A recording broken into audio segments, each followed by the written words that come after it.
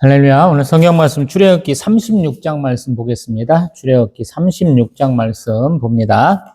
부살렐과 오홀리압과 및 마음이 지혜로운 사람 곧 여호와께서 지혜와 총명을 부으사 성소에 쓸 모든 일을 할 줄 알게 하신 자들은 모두 여호와께서 명령하신 대로 할 것이니라.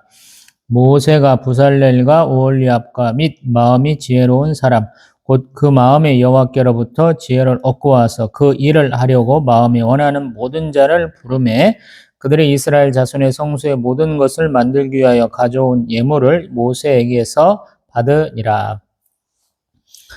그러나 백성이 아침마다 자원하는 예물을 연하여 가져왔으므로 성소의 모든 일을 하는 지혜로운 자들이 각기 하는 일을 중지하고 와서 모세에게 말하 이르되 백성이 너무 많이 가져오므로 여호와께서 명령하신 일에 쓰기에 남음이 있나이다. 모세가 명령을 내리매 그들이 진중에 공포하여 이르되 남녀를 막론하고 성소에 드릴 예물을 다시 만들지 말라 하매 백성이 가져오기를 그치니 있는 재료가 모든 일을 하기에 넉넉하여 남음이 있었더라.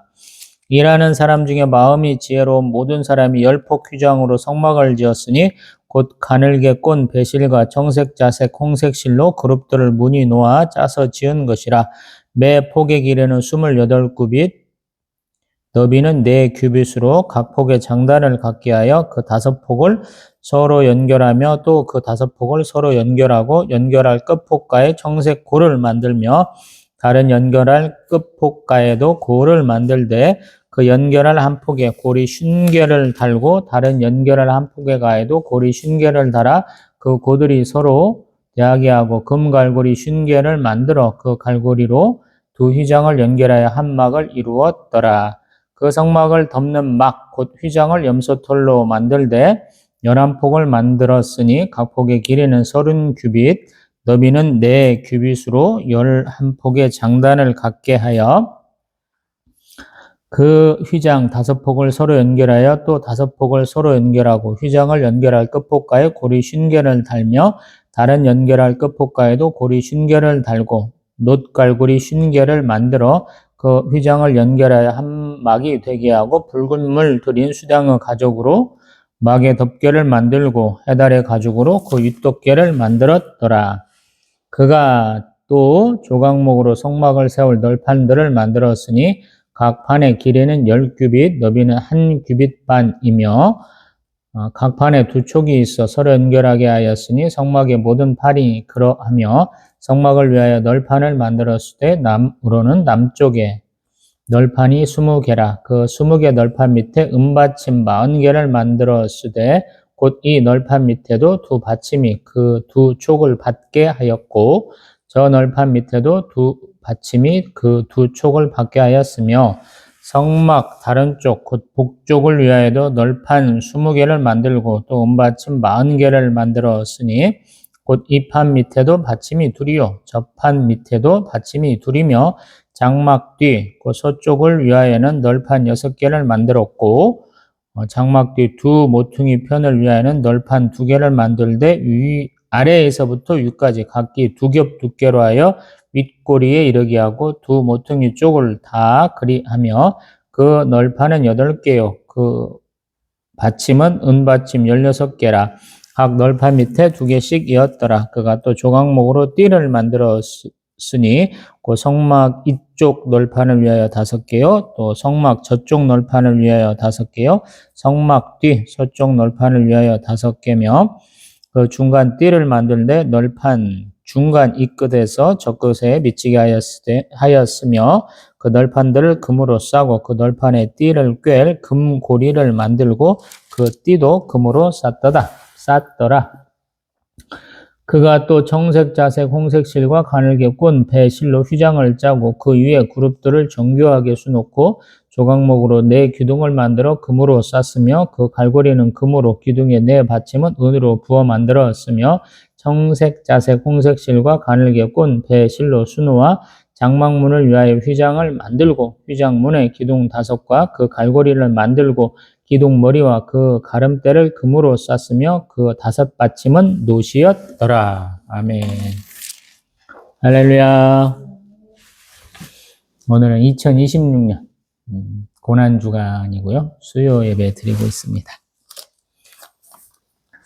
개척하고 몇 년간은 이렇게 고난주간도 말씀을 쭉 봤었는데 언젠가부터 그냥 신대원 때 배웠던 것처럼 말씀을 보다 보면 자연스럽게 절기와 연결된다.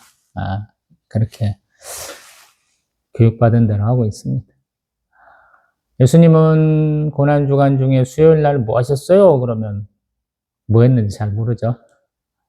화요일 날은 우리 예수님의 권위에 도전하는 우리 사색당파들하고 다 대결을 한번 하셨죠.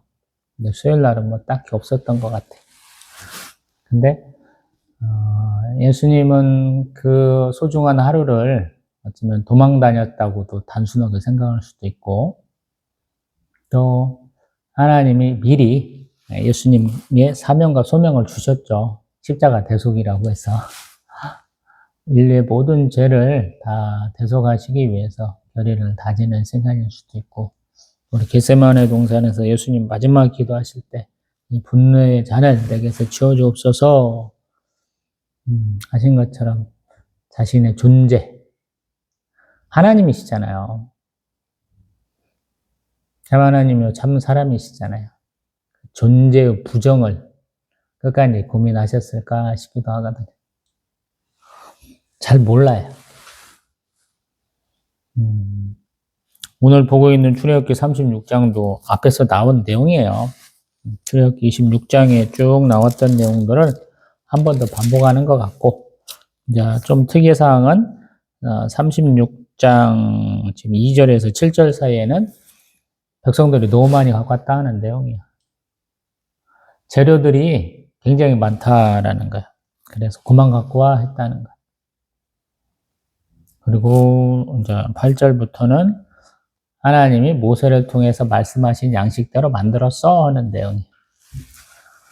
우리 강조, 변화, 비유, 수사법이 대표적인 세 개죠. 강조, 비유, 변화.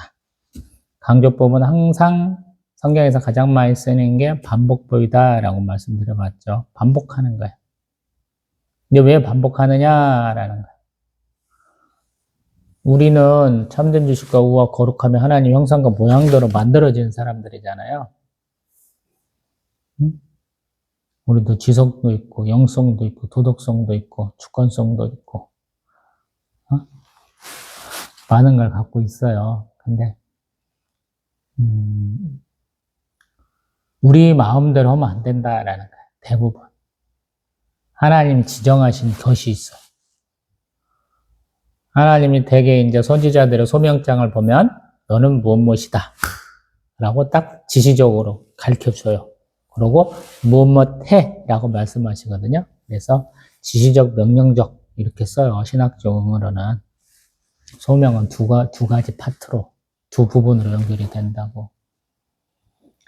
지금 이스라엘 백성은 제사장 나라가 돼야 되죠. 하나님의 소유고 하나님의 거룩한 백성이 된 것이죠. 하나님 축복에 의해서.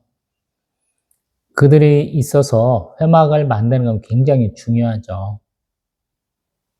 하나님 임재의 상징인 시은자, 언약궤를 있어야 되고 그 언약궤를 품은 울타리도 필요하고 천막도 필요하고 막 그런 거죠. 근데 그것을 하나님이 말씀하신 양식, 하나님이 말씀하신 재료로 만들어야 된다라는 거예요. 그래서 제가 이스라엘 사람들이 굉장히 고생했겠다 이런 얘기도 하고, 현재는 우리가 발굴해내지 못했는데 아마 이스라엘 백성들도 거주지를 거창하게 좀 만들지 않았을까 이런 생각도 한다고 제가 말씀드려봤잖아요.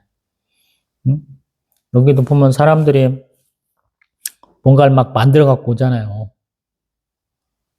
막 여러분들 양털 막 이렇게 꼬면 된다고 생각하는 건 아니죠. 염색도 해야 되잖아요. 평색, 자색, 홍색, 금은 녹여갖고 두들기든가 뭘 해야 되잖아요. 뭐 칼로 막 금을 이렇게 그어갖고 막 실 만든다 이런 착각은 안 하시잖아요. 녹여갖고 아무튼 가늘게 뽑아야 될 거 아니에요. 가죽은 지금 굉장히 많은 양이 필요하잖아요. 목재도 만만치 않은 양이라고요. 지금 제가 아니 이게 가능해? 제가 항상 그러잖아요. 조각목, 쥐띠나무라고 하는 뭐 멀리서 보면 우리 소나무인데 가까이서 보면 아카시아 나무 같은. 제가 가서 이렇게 시내반도 지나가면서 보면은 멀리서 봐서 그런지 이만밖에 안 해. 근데 지금 폭들이 굉장히 좀 넓잖아요. 응? 뭐 이렇게, 1.8m, 뭐, 2m, 뭐, 이런 식의, 응? 이런 폭 가운데 지금 널판을 만들어야 되잖아요. 널판이 그렇게 쉽게 만들어질까요? 라는 거야. 부시크루트나 뭐 윌더니스 이런 영어로 검색하면 유튜브에 많이 나오잖아요. 아무도 없는 곳에 가서 밀림에 가서 들판에 가서 최소한의 도구로 그냥 뭐 땅도 파고 나무도 파고 집도 짓고 사는 거 야생에서 생존하는 거 많이 보거든요. 쉽지 않아요. 이 널판지를 만든다는 게 쉽지 않다라는 거. 그러면 이 사람들이 처음부터 올 때, 그냥 녹여병하고 자기 살림도구만 갖고 온 게 아니라는 거거든요. 뒤집어서 생각하면, 수레에다가 자기 살림 다 갖고 왔다는 거거든요. 만만치 않은 거예요, 이거. 그 많은 사람들이 홍해를 어떻게 건너고, 그 많은 사람들이, 바다에 싹 갇혀가지고 쫓아오는 애국 군대를 보면서 벌벌 떨 수밖에 없는 이유도 이해가 가고, 하룻밤 잠깐 바람 불고 구름기둥 불기둥에서 격리 된 것 같은데 사람들이 다 건넜다? 이것도 쉽지 않다고 제가 항상 얘기하잖아요. 지금 이집트하고 이스라엘 사이 고속도로가 뚫려가지고 홍해로 가는 게 아니고 건너가는 것도 아니고 밑에 지하로 쑥 지나가잖아요. 지하에 고속도로가 나가죠. 폭은 대형 뭐 10,000톤 이상 되는 배들 2대가 이렇게 지나갈 정도로 영국, 프랑스 그런 자본에 의해서 뚫리긴 뚫렸잖아요. 지금 운하가. 예전에는 그렇지 않았을 거라는 거거든요. 완벽하게 지중해하고 홍해하고 연결되지는 않았다라는 거예요. 예전에는. 수에즈 운하가. 여러 가지 상황들이 있는데 지금 그럼에도 불구하고 60만 3,550명 남자만 나중에 이제 개수하니까 4인 가족으로 해서 약 200만의 사람들이 불이 나게 준비해서 재료가 넘쳐났다라는 거예요. 어떤 분위기의 반전이죠. 금성아지 만들어 갖고 뛰놀던 일부의 사람들에 의해서 한 3,000명쯤 죽고 그러고 나서 지금 벌써 시간 순서가 아닌데 제사장이 벌써 위임식을 했잖아요. 우리 지금 레위기에는 우리가 지금 레위기를 하고 있잖아. 동시에 출애굽기 하면서 레위기 하고 있잖아. 이 짧은 시간에 됐다라는 거야. 많은 사람들이 수고를 했겠죠. 그리고 군중 심리가 있었겠죠. 어떤 면에서 저 집에서 하니까 우리도 해야지. 우리 시골에서 살다 보면 그런 게 있다고 제가 맨날 말해서 도둑벼라는 게 있었다고 말씀드려보잖아요. 농사 짓는 사람이야.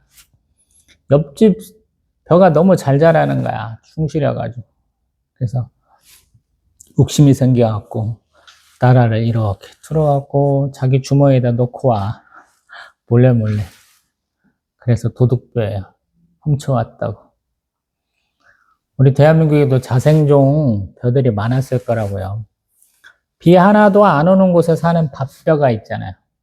제가 베트남 유튜버를 많이 봤었는데 한동안은 거기는 산을 깎아가지고 거기다가 벼를 심더라고. 잘 자라 밥벼라. 우리는 논벼잖아. 물이 많은 곳에서 자라는 벼라는 거야. 우리도 벼 종류가 굉장히 많았을 건데 그걸로 안 됐다라는 거거든요. 그래서 일본 종자하고 우리 섞어가지고 통일벼를 만들어냈잖아요, 우리가. 그리고 세계적으로 콩의 원산지가 어딥니까? 그럼 우리나라라고 그러거든요. 우리나라하고 만주 지역이라고 그러거든요. 콩의 다양성이 있다라는 거. 물론 유전자 조작한 콩을 우리가 아직도 먹는 것 같긴 해요. 딸애도 막 넘어가가지고.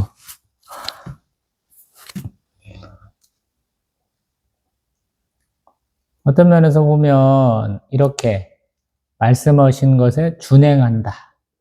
말씀하신 대로 한다라는 거. 쉽지 않은 거죠. 혼나서 열심히 할까? 아니면 그냥 자발적으로 할까라고 보면 여기는 지금 자발적으로 하는 것 같잖아요. 원해서 자기가 기쁨으로 드린다라는 거. 제가 얼마 전에 설교하면서 하나님 건 하나님 거다라는 말씀 한번 들어봤잖아요. 시간도 하나님 거라고.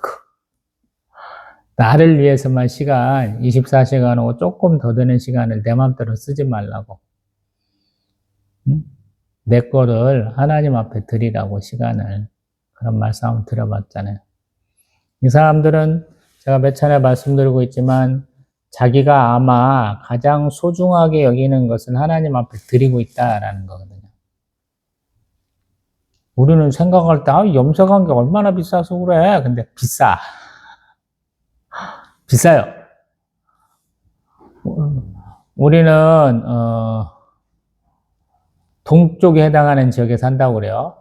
중놈도 하는 말에서 그런지 모르겠지만 우리는 청색 옷을 입은 것이 좋다라고 얘기한다고 그래요. 한반도에 사는 사람들은. 근데 우리 조상 때부터 우리는 파란색 옷 안 입었어. 흰색을 잘 입었어. 어떻게든지 하얗게 해서 잿물을 쓰든 뭘 하든 해가지고 하얗게 해서 옷 입었다고 그러잖아요. 응? 자총령 우백호 여러분 기억나시죠? 자총령 우백호야. 왼쪽은 남쪽을 향해서 서서 동쪽을 뜻하거든. 그래서 파란색을 많이 우리가 해야 된다 그러거든요. 그러면 어떤 사람은 뭐라고 하냐면 야 파란색 염료가 없었어 너무 비싸서 못했어 이런 얘기를 당당하게 하거든요. 그렇게 써 있으니까 책에. 그 말 여러분 믿어요? 믿어요. 염색을 할 때는 식물성도 있고 동물성도 있고 광물성도 있고 여러 가지 재료를 염료를 쓸 거 아니에요. 만약에 그게 필요했다면 하겠죠. 성지순례를 가신다면 우리 이스라엘, 레바논, 요르단, 시리아, 터키, 그리스 정도에 가다 보면 교회들은 어때요? 타일을 굉장히 이쁜 걸로 해놨죠. 교회 바닥 자체가 다 타일이야. 근데 색 타일이야. 원산지별로 다 캐갖고 오는 거예요, 돌을. 그걸로 뭔가를 만들었어. 비싼 거다라는 말씀을 드려보려고 그러는 거야. 우리 지금의 유럽의 많은 교회들, 성당들 보면은 대리석들을 많이 썼죠. 우리는 화강암이 많이 나니까 화강암이 좋은 줄 아는데 그 사람들은 대리석을 썼다고. 그러면 옆에 있는 것들이 아니야. 되게 수입산들을 많이 써요. 어마어마하게 쓰는 거다는 말씀을 한번 드려보는 거예요. 여기도 지금 그렇게 많이 드렸다라는. 옆에는 나무판을 대고 동쪽은 조금 틀어놓고 그 다음에 휘장 덮고 그 다음에 우리 염소털 가죽 덮고 그 다음에 수대항 가죽을 덮고 그 다음에 해달 가죽으로 조금씩 키워갖고 이렇게 했겠다는 거예요. 받침도 다 있고. 저기 이제 캠핑 좋아하시는 분들은 쳐보셔서 알 거야. 이게 뭔 의미인지. 동쪽을 열어놓고 나머지는 이렇게 안에 조금 튼튼하게 다 막고 했다는 거예요. 그리고 받침이 다 있다는 거예요. 우리가 생각할 때 그냥 대충, 응? 요즘에는 뭐 이렇게 예전 같으면 대 정도로 온 것이 아니고 여기는 좀 그래도 내부 공사가 좀 돼 있는 외벽이 좀 세워져 있는 그런 형태를 했다라는. 이게 규모가 작은 면에 있어서는 그래도 좀 우리로 말하면 전라도 사투리는 공력을 좀 들인 거야. 공을 좀 들인 거예요, 이게. 쉽게 말해서 바람 막 불어갖고 넘어가고 그런 정도는 아니다라는 거야. 고정형으로 만들어진 데에다가 외부까지도 돼 있는 거. 그 다음에 울타리도 천으로 싹 둘러져 있는 그런 형태다라는 거. 그게 쉽지는 않은 거야. 나무를 어디 가서 비어 오거나 아니면 지네 거에서 뜯어다 주거나 그리고 뭔가 표준화 작업을 해야 되잖아요. 들쭉날쭉 하면 안 되잖아. 홈도 파야 되잖아요. 그리고 주물로 찍어야 되잖아, 항상. 고리가 있다, 밑에 또 받침이 있다, 그러잖아요. 이건 표준화를 해야 되는 거야. 그래서 부살레이나 오올리압과 그 사람의 어떤 지휘를 받는 사람들이 있어야 된다라는 거야. 다시 써야 되니까. 천년만년 시내반도에 있는 게 아니고 가나안 땅에 들어가야 되니까 이동을 전제로 하기 때문에 오히려 더 정교하게 만들어야 된다고. 오늘은 막 여기서 끼웠어. 근데 다음에 끼다 보면은 판자에다가 번호를 써놓지 않는 이상은 응? 바뀔 수 있잖아. 그리고 텐트 칠 때 가장 중요한 게 뭐예요? 바닥을 평평하게 패야지. 그 평평하지 않으면 다음에 똑같이 써도 그게 막 이렇게 비틀릴 수 있잖아요. 그거까지 다 예상을 하고 만들었다라는 거거든요, 결국에는. 이게 여러 사람이 들어서 빨리 하긴 했는데 쉽지는 않은 내용이었다라는. 그리고 그런 것보다도 더 중요한 게 하나님이 말씀하신 그대로 했다. 이걸로 가장 저는 기억했으면 좋겠다라는 것이고, 예수님이 하신 것도 본인의 계획대로 한 게 아니다라는 거. 성부께서 계획한 대로 그대로 따랐다라는 거. 그래서 뭐 신앙의 시작이 순종이고 신앙의 끝도 순종이다 이런 표현도 많이 하시는데 저는 구호로 외치잖아. 구호 준비, 얍! 구호 시작. 할렐루야. 하나님께 순종하고 충성합시다. 아멘. 주일날 11시 예배 때 뺐나 해요. 언제 동영상 보신 분은 기억나실 거예요. 순종하고 충성한다. 여기도 똑같고. 이러한 형식은 이제 뭐 사무엘이나 열왕기에 보면 다윗 왕은 성전을 지을 재료만 준비해 놓고 피를 많이 흘린 사람이라 성전 건축을 못 하잖아요. 그래서 솔로몬이 건축하게 되는데 역대에는 특별하게 말이 더 들어가 있다고 말했죠. 다윗 왕에게 준 설계도가 있다 이렇게 표현했다고 그랬어요. 역대를 다룰 때. 지금 에스겔 성전도 그렇고 그 다음에 요한계시록에 나오는 새 예루살렘 거기도 보면 하나님의 계획대로 만들어져 있겠죠. 규모는 점점 커가잖아. 솔로몬 성전보다 에스겔 성전이 더 커. 에스겔 성전보다 요한계시록에 나오는 성전이 더 커요. 재료도 더 고급져가는 것 같아. 왜 그렇게 확장돼 갈까요? 또 이유는 하나겠죠. 하나님 만나볼 사람들이 많아지는 거지. 하나님이 기뻐할 만한 흰 옷 입은 백성들이 많아지니까 더 확장하시겠지. 신앙생활하면 대부분 그 말 들으면 나도 거기 한번 가보고 싶어요 그러잖아. 우리 한국 사람들 여행 좋아하니까 예전에도 보면 고구려 사람이 말 타고 얼마나 오래 갔는지 모르는데 사마르칸트 중앙아시아까지 가 있잖아. 뭐 수천 킬로 떨어진데도 그냥 말 타고 꾸덕꾸덕 간 거 아니야. 한국 사람도 그러잖아. 제가 언젠가 얘기했잖아요. 중국으로 보따리상을 갔어. 99년인가. 근데 한국 여자들이 정말로 용기가 있어요. 그때 중국 여행 다니는 사람이 별로 없는데 나는 어디까지 가냐고요? 저기 중국 서쪽 신장 위구르까지 청해까지 가서 다 보고 올 거예요. 그러더라고. 근데 요즘 유튜버들 보면은 외국 사람들 놀란다 그러잖아. 야, 니네 인구 한 3억쯤 돼? 이런 데잖아. 가는 데마다 한국 사람이 있다는 거야. 촌구석에도 한국 사람이 있다고. 저번에 이제 이상한 세미나 권하는 분 아들내미가 산티아고 순례길 갔다가 저는 칠레에 있는 산티아고인 줄 알고, 칠레, 나라가 길쭉하니까 안데스 산맥 따라가고 저기 파타고니아까지 가는 길인가? 그 생각을 했는데, 웬걸.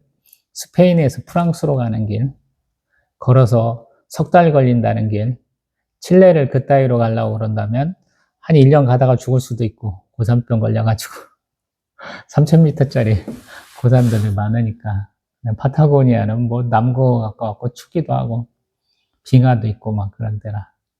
열대 우림부터 빙하까지 볼 수 있는 아주, 대단한 나라 가는 겁다 그랬더니, 스페인에서 프랑스 넘어가는데 뭐 그까지 거 별거 있겠어요. 보면은 맨날 유튜브 열심히 몇 번 봤더니만 다 동네에서 동네로 가고 있네. 대한민국 둘레길 가는 게 그거보다 더 걸릴 것 같아. 어떤 사람은 보니까 서울에서 부산까지 막 국토순례 한다고 자랑하는 사람이 있고, 어떤 사람은 택시 타고 서해안 따라서 또 남해안 따라서 동해안 따라서 휴전선 따라서 다시 오는 사람도 있기도 하고. 정말 대단한 사람은 지금 우리나라가 둘레길로 전체를 다 둘르게 돼 있거든요. 그걸 다 도는 영상이 있더라고. 와, 대단하다 그랬어. 둘레길을 어떻게 그렇게 가? 둘레길 가보시면 알겠지만, 다른 데는 몰라도 전라북도는 제가 김제라, 부안 쪽은 이렇게 가끔씩 가보잖아요. 둘레길 바로 옆에가 바닷가야, 부안은. 날짜 좋아야 돼. 바람 불고 파도가 일면 파도가 너무 와. 그런 길이 있는데 거길 갔다고 그러니까 참 대단하더라고. 참 대단한 사람이다. 그랬어. 쉽지 않거든요. 그런 데나 가지 뭐 돈 쓴다고 그런 데나 가고 뭐 거기 다녔다고 뭐 용기를 얻었대나 뭐 딱 말도 안 되는 소리 그냥 빠졌네. 말씀을 맺습니다. 뭔 일을 하는데 내가 나를 칭찬할 필요는 없다라는.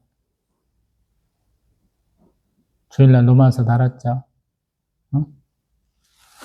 자기가 믿는 바로 자기를 기쁘게 할 수 있는 사람.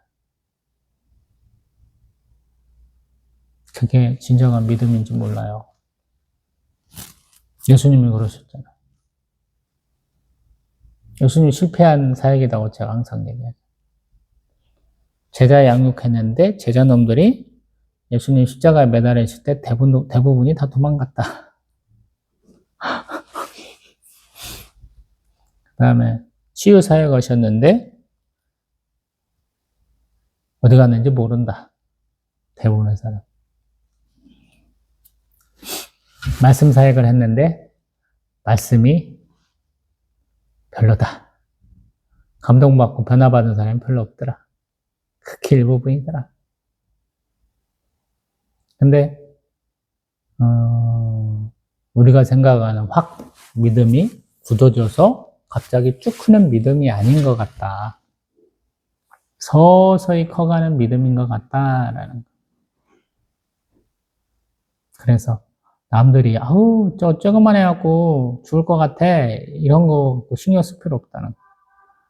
제가 저희 교회에 있는 남천도 얘기했는가 모르겠는데, 작년에 보니까 겨울 지나고 나니까 애가 다 말라버린 것 같아요. 버려야 될 깝다 그러고 이제 위에서부터 살살 잘라놔 봤더니만 이렇게 촉이 나와 대에서.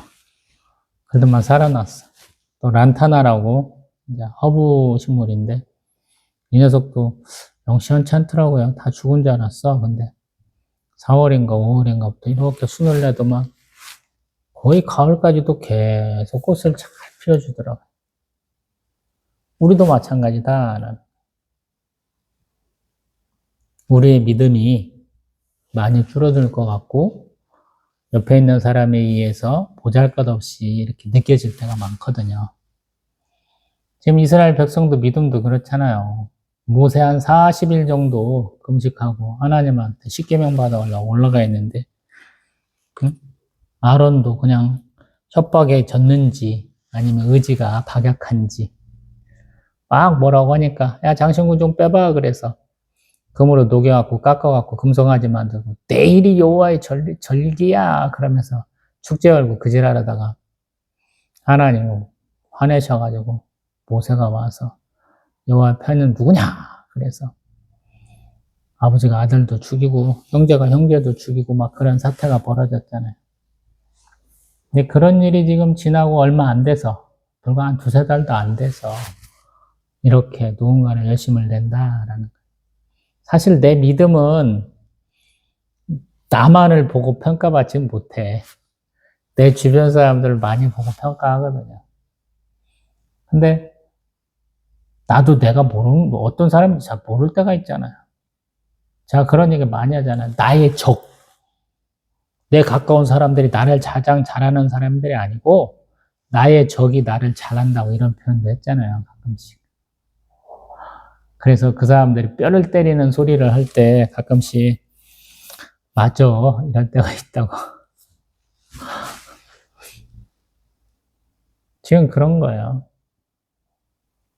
믿음 없던 사람들이 아니고 내 주변에 이런 오염된 자들이 거룩하지 못한 것들이 있다가 이제 없어진 것이고 거룩한 것이 이렇게 딱 비춰져서 이렇게 기쁜 날들이 즐거운 일들이 일어나는 거거든요.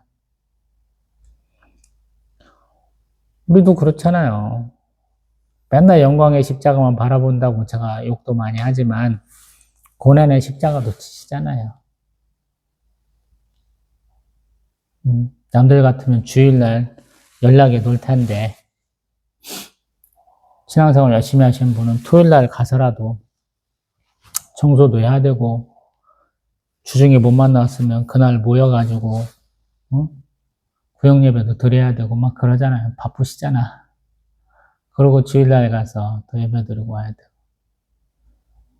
그게 다 하나님이 기뻐하실 만한 일이잖아요. 내 시간을 하나님께 드리는 것이고 하나님 기뻐하시는 거. 5분 대기주처럼 목사님이 어떤 양심도 없는 목사들은 자꾸 안수 집사님들, 장로님들 막 불러가지고 일 시키고 그러는데 지가 일을 많이 안 해봐서 그래. 투잡도 뛰고 좀 해봤어야 되는데 담임 목사만 오래 있다 보니까 미안한 마음 1% 조금 가지고 그냥 팍팍 시키는데 지가 해보면 그런 짓 안 할 텐데. 근데 그래서 항상 사람 보고 하는 거 아니다라는 말씀 드려보죠. 위에 있는 권세를 항상 복종하라. 로마서 제가 내용 굉장히 어렵게 얘기하잖아요. 저도 그런 사람들하고 조금 비슷한 위치로 가보려고 지금 목사 안수 받은 놈이잖아요. 네가 왜 그런지 궁금하다 이런 거 아니에요. 성도가 좀 많으면 네가 위치가 올라가는 거냐? 아니면 목사 안수 받고 오래 목회하면 네가 올라가는 거냐? 이런 마음도 많이 있잖아요. 바뀔 건 없어요, 여러분. 개척하고 얼마 안 돼서 제가 항상 하는 말이 나는 목사의 목과 나의 성도로서의 몫을 하겠다 그런 거 때가 있었어요. 목사로서 교회에 드나거리는 성도들을 위해서 기도하고 우리 교회에서 헌금도 해주고 우리 교회에서 기도한다는 사람들 다 기도해 줘야 되잖아요. 목사가 할 일이잖아. 근데 나의 성도로서의 몫도 있잖아. 우리 청야교회 성도잖아. 그러면 성도로서의 몫도 기도했다고요. 뭔 말인지 이해 가시는가 모르겠어요. 여러분도 마찬가지예요.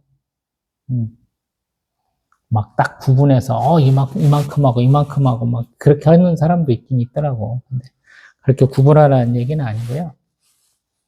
기쁨으로 하시라고.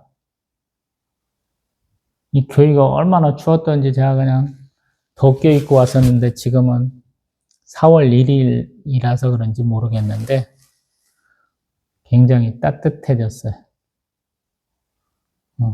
제가 내복을 안 입고 왔어요, 이제.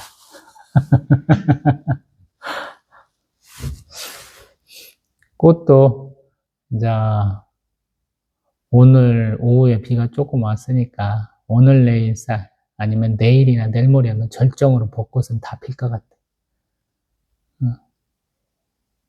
농사하시는 분들이 항상 하는 게 있죠. 24절기에 맞춰가지고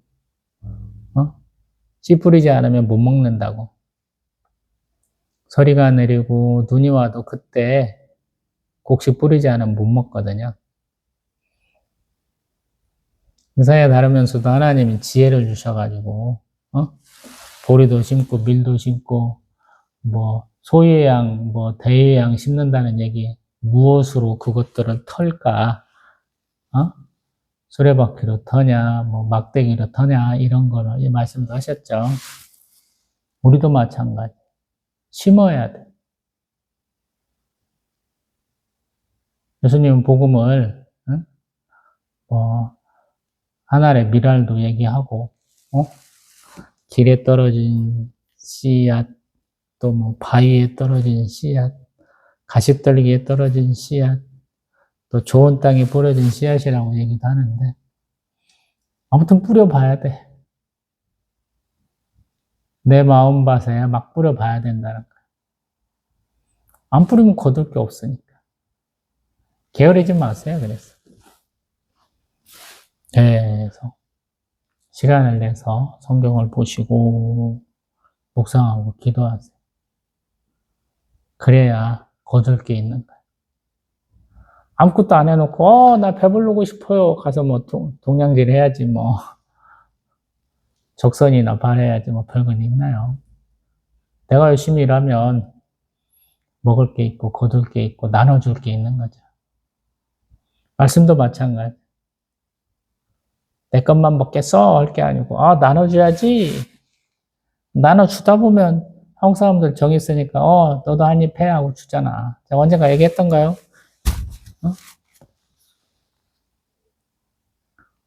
한일장신대 다닐 때 우리 그분들은 다 신학과 전도사님이고 저만 유일하게 영어영문학과 우리 지금 목사님 되신 박덕임 전도사님이 자기 성경 공부 모임이라고 신학과생들 있는데 데리고 갔는데 그날은 두 번째 갔는데 그 주중에 몇 번 한 모임의 마지막 시간이야.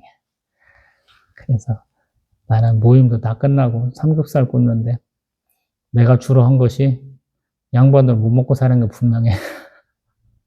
그 난 시간 동안 열심히 삼겹살 구웠던 것 같아, 내가. 내 일생 중에 가장 많이 삼겹살 구웠어, 그때. 다 드시고, 나도 양은 충분해서 미리 먹거나 늦게 먹거나 다 먹을 만큼 양이 되겠더라고요, 그래서. 저 그리고 고기 별로 안 좋아해서. 다 먹고, 나도 덕분에 전도사님 돼갖고, 전도사님, 오늘 수고했으니까 내가 좋은 거 가르쳐 줄게요. 뭘 가르쳐 준지 알아요? 어디나 아프고 그러면 당신 손을 들어서 머리에 얹고 기도하세요. 라는. 자기 손으로 안수가 가능하다는 걸 내가 그때 배웠어. 여러분도 그렇게 하세요. 저도 그게 참 많이 했어요. 아프고 힘들 때. 내가 나를 축복할 수 있다는 걸 그때 배웠다니까. 제가 주일 오후 예배는 혼자 드리잖아요. 모자지간은 저쪽 가서 응? 성경 저희 총회에서 나오는 교재로 예배 드리라 하고 보내버리고 저 혼자 드리잖아요. 마지막 축복할 때 축도할 사람이 나밖에 없잖아. 그럼 나를 포함해서 해. 진 영혼에게 있을지어다. 근데 하나님 그거 기뻐하시는 것 같더라. 송축이라는 단어도 우리 시편보다 많이 나오잖아요. 지위가 낮은 자가 지위가 높은 자를 축복할 수 있는 거예요. 하나님을 송축합니다. 그러면 하나님을 축복합니다. 이게 되거든. 근데 하나님보다 못한 나를 축복하는 게 뭐 어렵게 뭐 있어요. 병자들한테 가르쳐줘도 믿음이 없어서 그런가 잘 못하더라고. 아프면 목사님한테 전화하기 전에 이거 먼저 하세요. 내 손으로 내 머리에 얹고 기도하라고. 집에서는 6월절 지낼 때는 나이가 많은 사람이 연장자예요. 축도를 연장자가 하게 돼 있어요. 어머니든 아버지든 할머니든 할아버지든. 제가 제대로 알고 있는가는 모르겠는데 그렇게 알고 있어요. 그러니까 그걸 한번 하세요. 재밌잖아요? 좋은 거 하나 가르쳐드렸죠? 다음번에는 또 37장으로 뵙겠습니다.